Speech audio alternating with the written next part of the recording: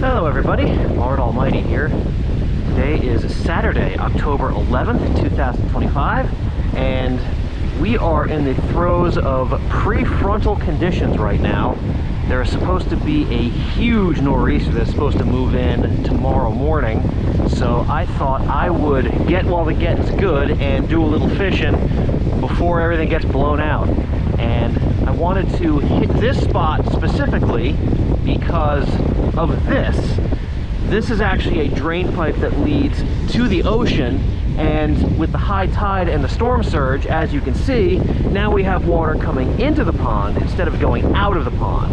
And what that might do is that might bring little peanut bunker or other bait fish that'll come up the pipe and they'll mill around here for the bass and the other predatory fish to eat. So I'm gonna start here, see if I can't get something on this crankbait, this lipless crankbait, and yeah, we'll just see what's going on today. Hopefully the conditions are in my favor and these fish are gonna be on the feed before the storm hits.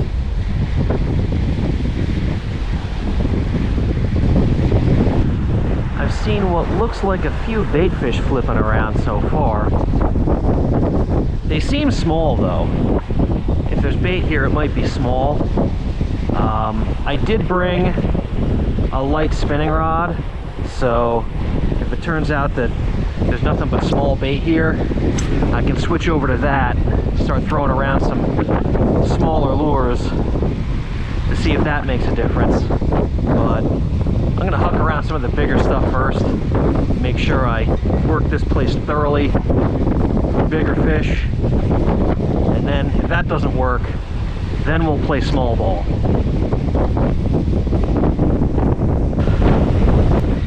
Alright, well, made my first lure change, switched over to a spinnerbait.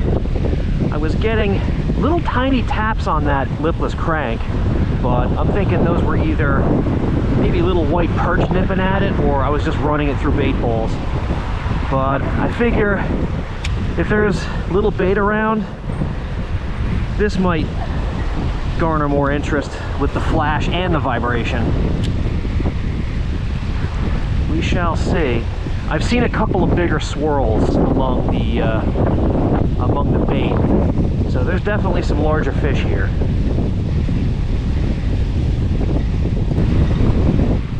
Alright, well, nothing on the spinnerbait.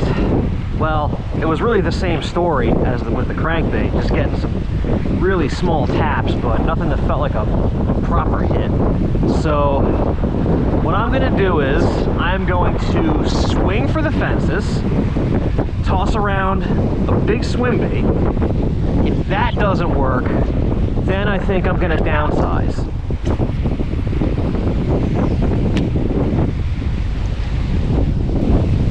Well, nothing on the big stuff, so it's time for the little stuff. Going with the little chartreuse grub. I picked chartreuse because the water's stained. White for clear, chartreuse for stained, black for muddy. That's my normal MO.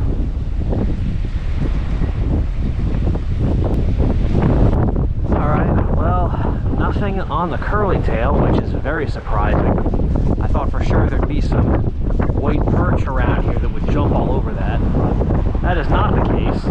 So I'm going to try to match the hatch a little bit more thoroughly. I got this little jerkbait tied on. It's about the same size as the bait I've seen flipping around out here. So maybe they want something that's a real close match to what they're feeding on. I've got this vibe that there might be so much bait here, these fish don't even have to look at my bait, because they've got everything they could possibly eat already.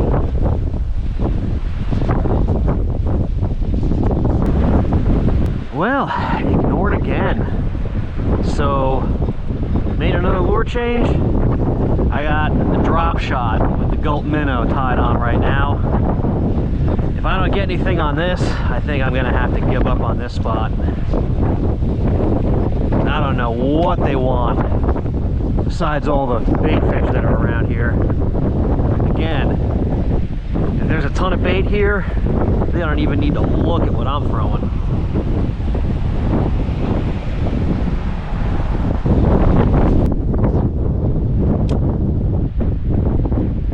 So we got a little bit of a drop off here.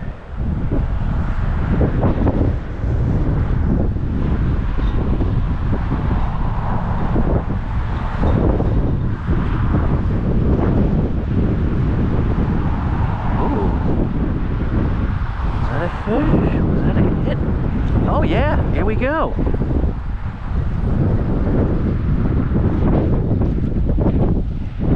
There we go. There's our white perch. I saw there's like a sandbar here, but there's a drop off. So I thought I'd cast around that a little bit. This is my first cast. All right, cool. Maybe there's a, oh. He stuck me with his fin. Little rat. As I was saying, maybe there's a school of them out here.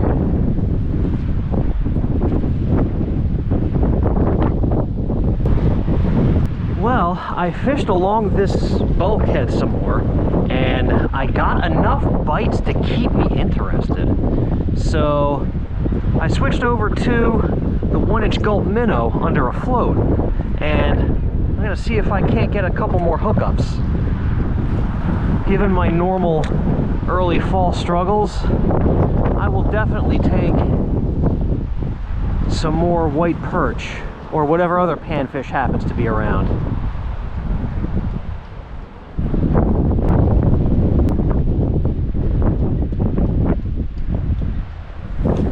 There we go. Well, that float went down in a hurry.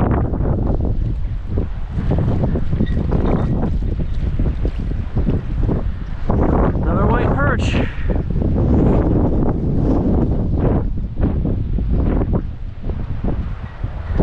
Alright. I have to throw that one back before it has a chance to stick me in the hand.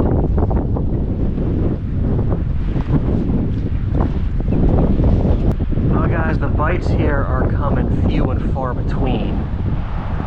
I have a feeling that these white perch are not sticking to one area. I have a feeling that the bait is moving around and they're just following the bait. And every once in a while you'll get a pod of fish come in front of here, but it doesn't happen all that often. It certainly has not been a hot bite here.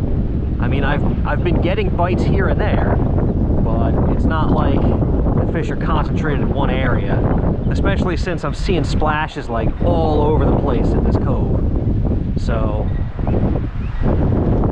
I'll probably stay here a little bit more, see if I can get a couple more bites, but I think I'm probably going to bail on this place pretty soon.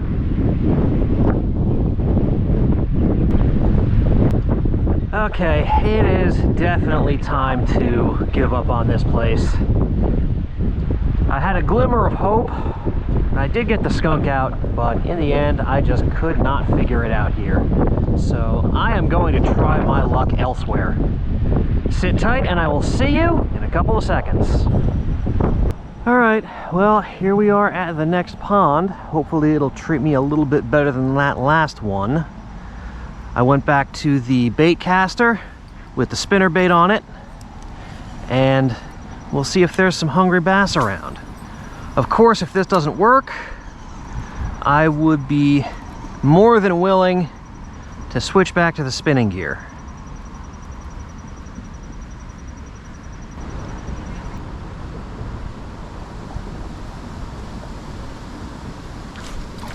There we go, fish on. It's kind of a light hit. I didn't know he was on for a second. That's why I hesitated on the hook set. But that's a bass. Not a big one, but he counts.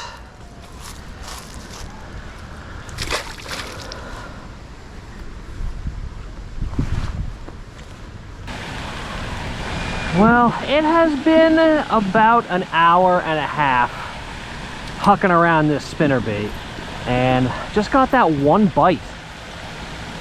I could keep going with the bait caster, maybe change up the lure to something else, but given that the bite just seems tough overall today, I think downsizing is the way to go. So I'm gonna grab my spinning gear again, and I'm going to give these fish some smaller offerings and see if I can't end the day on a flurry of bites of some kind. So let me go back to the car and I will grab the other setup. All right, back at it with the spinning gear. I'm gonna go with the Gulp Minnow under a float because this rig was already tied on. Plus it's a fairly sure thing, at least for some panfish. So let's see what we can do with it. Hopefully there's some crappie, some sunfish, maybe some other surprises, who knows?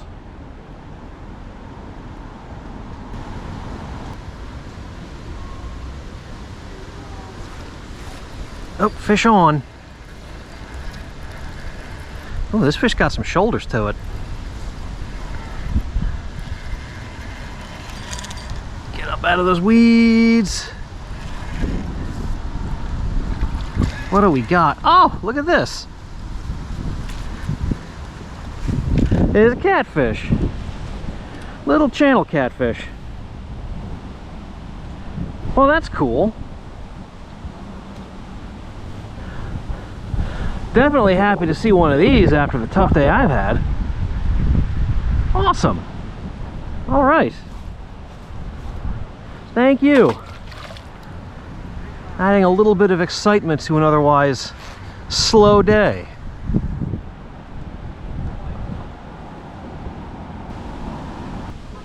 Well, guys, I am very shocked by the lack of panfish here. I thought for sure with the water temps cooling down, and especially with the wind blowing in this way like it is, that there'd be a school of them back here. But I guess not. They might still be clinging to summer patterns. It won't be long though. I'll bet you in a few weeks, half the panfish in the whole pond will be back here. But that's in 3 weeks. I'm trying to catch fish now.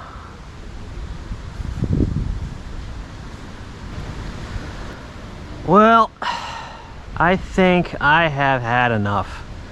I've been fishing for over 5 hours this afternoon, and I do not have a ton to show for it.